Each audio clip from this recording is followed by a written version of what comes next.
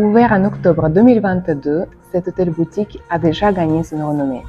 La note moyenne 4,9 sur Google est un objectif pas facile à atteindre.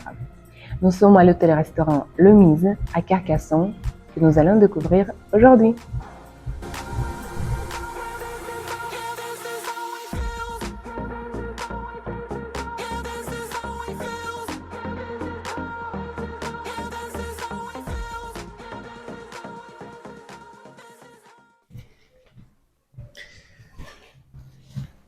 Alors, le bonheur, c'est pas l'absence de problème, c'est la façon de les gérer. C'est la phrase qui m'inspire, André Kama. Bonjour André. Actuellement, nous sommes dans l'entrée de l'hôtel Le Mise à Carcassonne. Est-ce que tu pourrais nous parler en quelques mots de cet hôtel? Alors, Sam Projet, c'est un hôtel qui fait 10 chambres aujourd'hui, entre 32 et 80 mètres carrés. On a un restaurant, un spa et une boutique de produits régionaux. Et on est au 290 avenue du Jardin-Leclerc à Carcassonne. Et vous avez été ouvert il y a un an, c'est ça? On a ouvert le 1er octobre 2022. C'est une reprise, ça a été historiquement donc déjà exploité en tant qu'hôtel, donc sous l'enseigne du 111, qui était un hôtel 5 étoiles. Il y a une fermeture qui a été prononcée en 2013, et ensuite pendant quasiment une dizaine d'années, ça n'a pas été exploité. Donc le projet a été relancé, et aujourd'hui, voilà, avec un positionnement en tout cas qui est différent. Voilà, par rapport à l'hôtel et la restauration. Est-ce que tu pourrais expliquer un peu quelle est la différence du positionnement et qu'est-ce que tu as dû faire pour effectuer ce changement du concept? Initialement, en fait, le 111, c'était un hôtel qui était sur un positionnement 5 étoiles, avec une restauration gastronomique. Il y avait Michel Delbureau qui était en cuisine. Donc, ils ont tenu une étoile Michelin assez rapidement ici. Aujourd'hui, le positionnement est vraiment différent dans le sens où on n'a pas d'étoile sur la partie hôtelière.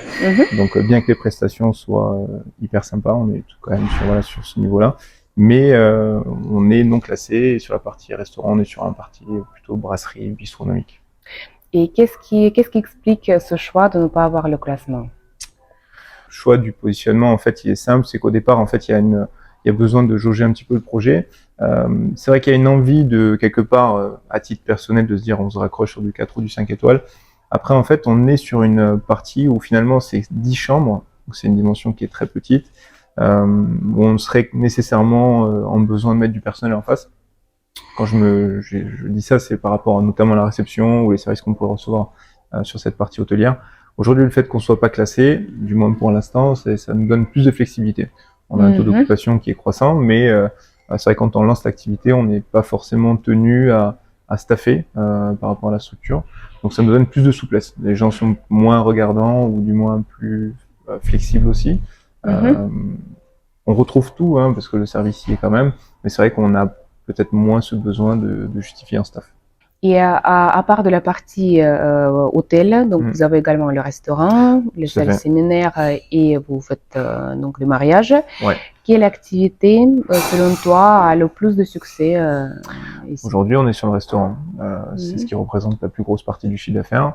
On a quand même une 60aine de places assises à l'intérieur, une 50aine à l'extérieur. C'est vrai que par rapport, proportionnellement à l'activité, en tout cas, c'est l'activité phare. Aujourd'hui, on a réussi à s'inscrire, en tout cas, dans le paysage local, à capter une clientèle aussi, voilà, de Carcassonnais et des alentours. Donc, c'est vrai que c'est plutôt sympa. C'est ce qui anime, en tout cas, le cœur de la maison. Et c'est vrai que on a 2 jours de fermeture par semaine sur le restaurant. Ouais. Et on le sent tout de suite que c'est vraiment ce qui donne un petit peu le cœur de l'hôtel.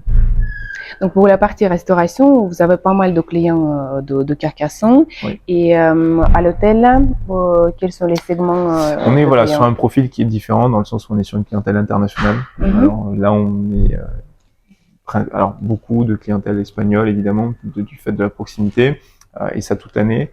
Mais on retrouve aussi les Belges, les Suisses, Hollandais.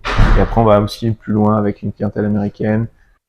Alors, ça fait presque un an que vous êtes ouvert et vous avez 9,6 de la note moyenne sur Booking et 4,9 sur Google. Donc, quels sont vos atouts? Ce qui crée vraiment la différence, c'est se sentir proche. Et puis dans le sens où on a le temps de partager ces moments clés avec les clients, on sait tout de suite, on a leurs attentes et ça permet d'anticiper quasiment tout au long du séjour, que ce soit sur la partie hôtelière, la partie restaurant, on est proactif, voilà, sur toutes les demandes. Et selon toi, quel est le critère de satisfaction le plus difficile? Le plus difficile, il n'y en a pas vraiment, étonnamment.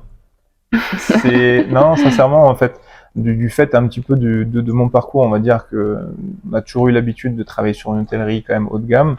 Et dans le luxe, en fait, voilà, on est déjà préparé à s'affranchir voilà, de toutes sortes de demandes. Donc finalement, il n'y a pas de difficulté, il faut juste savoir les appréhender avec un petit peu de recul et se dire, ok, au finalement, c'est même mieux que le client arrive avec des demandes particulières, dans le sens où on sait que voilà, c'est ce qu'il attend, donc à nous de nous préparer. Et je préfère à la limite travailler comme ça. Et est-ce qu'il est possible, selon toi, de reconquérir le client qui n'a pas été content? Ouais, Comment? complètement. En fait, il faut pas laisser le départ. Alors ça arrive, hein, ça arrive parfois que des personnes repartent non satisfaites et ça, je pense que ça arrive chez tout le monde. Voilà, c'est des accidents, ça peut arriver. Après, à nous d'essayer de récupérer les choses avant qu'il soit trop tard. Le client, une fois qu'il a passé le pas de la porte, c'est déjà trop tard. Donc, c'est pour ça qu'un petit peu la politique, même sur les réseaux sociaux, ou les plateformes d'avis, la politique de réponse client, alors elle est bonne, mais si on peut l'anticiper ici, en direct, avant que le client ait quitté les lieux, en général, on arrive à faire quelque chose. Qu'est-ce que signifie le nom de l'hôtel, le Mise? Alors, le Mise. On est parti sur le M de Meet pour lieu de rencontre, un lieu de vie. Le E de Eat, parce qu'avant tout un restaurant. Le deuxième E de Enjoy, parce qu'on passe un bon moment. Et le Z en symbolique du sommeil, pour sleep, en référence à la partie hôtel. Et en fait, le M a été fait de cette façon, puisqu'on a la montagne noire juste en face de l'hôtel. Et le E reprend en fait 3 barres qui font 111 à la verticale, qui est l'ancien nom de l'hôtel. Joli. Maintenant, si tu permets, on va parler un peu de toi. Ouais, bien sûr. Donc, est-ce que tu pourrais nous parler en quelques mots de ton parcours professionnel et comment tu es arrivé à ce moment-là à être gérant de l'hôtel Le Mise? Ouais. En fait, j'ai commencé depuis toujours en fait dans mon métier de bouche, commencé en cuisine avec un BEP, bac techno, BTS, licence, master que j'ai fini à Vatanime.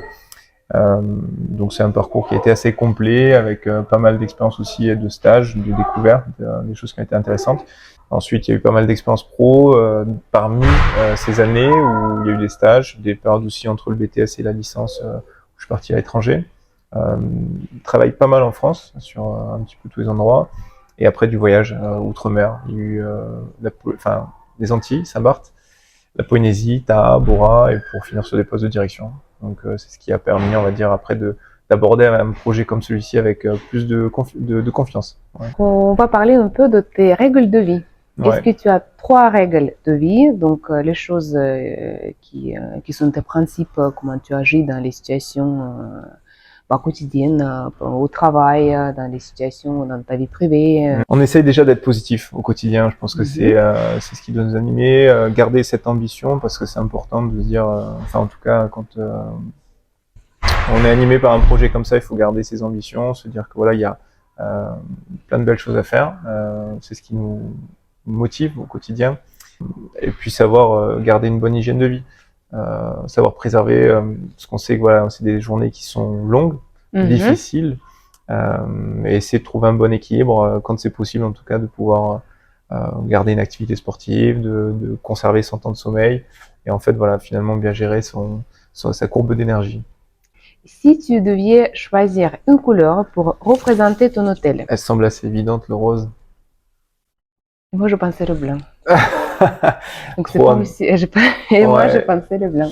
Le blanc, c'est vrai qu'on pourrait y penser parce que c'est évidemment il y a ce côté pur et design, mais le rose parce qu'il y a ce côté quelque part romantique, un peu bulle. Il y a ce côté cocooning. C'est un petit peu ce qui ressort même sur l'expérience client. C'est une fois qu'on a passé le pas de la porte, on a l'impression d'être dans une bulle. Il y a cet esprit un peu mini resort, mais on s'y sent vite bien. On a une bonne insonorisation sur l'extérieur, donc il y a ce côté cocooning, c'est la couleur aussi de la romance, et on a beaucoup de couples aussi ici. Si tu avais une baguette magique, qu'est-ce que tu changerais à l'hôtel? Une seule chose. Une chose, plus de chambres. Plus de chambres. Alors, la dernière question, donc la question concerne toi. Si ce n'était pas l'hôtellerie, ce serait quoi? Moi, j'ai toujours aimé la partie architecture, immobilier, etc. Mhm. Donc, ça aurait été travailler dans l'architecture ou voilà, immobilier. C'est deux secteurs qui me plaisent. Ouais. Mais merci beaucoup. C'était un vrai plaisir d'échanger avec toi. Plaisir partagé. Merci d'avoir regardé ce reportage. J'espère qu'il vous a plu.